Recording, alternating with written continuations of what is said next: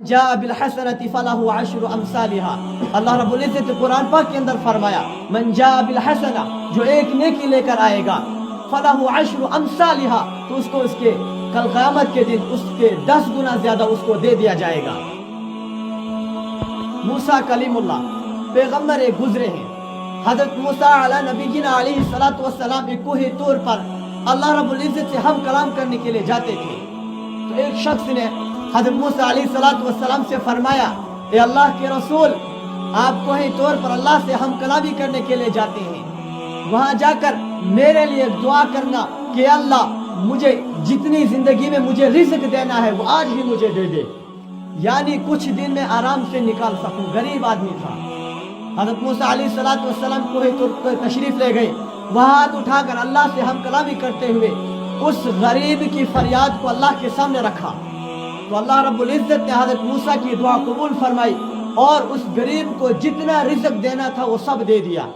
اس میں ایک گندم کی بوری تھی اور کچھ جانور، یعنی بیل بکری، کچھ اسی طرح کے کچھ جانور اس غریب کو عطا کیے. تھوڑا سا مال، جتنا اس کو ضرورت تھی، جتنا اس کو زندگی میں ملنا تھا، اللہ رب العزت نے دعا کے طفیل سے ایک ہی دن میں سب کچھ دے دیا. حضرت موسیٰ علیہ السلام کام میں مشغول ہو گئے.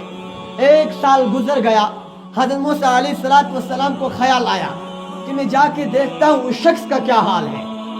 جاتے ہیں، اس شخص غریب کو دیکھتے ہیں. اس کا بڑا دسترخوان لگا ہوا ہے.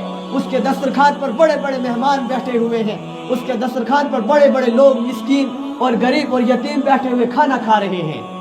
حضرت موسیٰ علیہ السلام کو تعجب ہوا. یہ تو اتنا غریب تھا کہ ایک آدمی کو کھلا نہ سکتا تھا، لیکن آج اس کے پاس اتنی وسعت کہاں سے آ گئی کہ بڑے سے بڑے مہمان اس کے دسترخوان پر موجود ہیں. حضرت موسیٰ علیہ السلام نے اللہ تعالیٰ سے کہا کہ اللہ یہ کیا معاملہ ہے؟ آپ نے تو تھوڑا سا رزق دیا تھا اس کو، جتنا اس کی عمر میں اس کے رزق لکھا ہوا تھا اس کو آپ نے دے دیا تھا، وہ تو تھوڑا سا تھا، لیکن میں دیکھتا کیا ہوں کہ اس کے پر اتنا رزق کہاں سے آ گیا. تو اللہ رب العزت نے کہا، اے میرے پیارے رسول، میں نے تو اس کو اتنا ہی دیا تھا جتنا اس کا حق تھا، لیکن اس نے میرے ساتھ اچھی تجارت کی.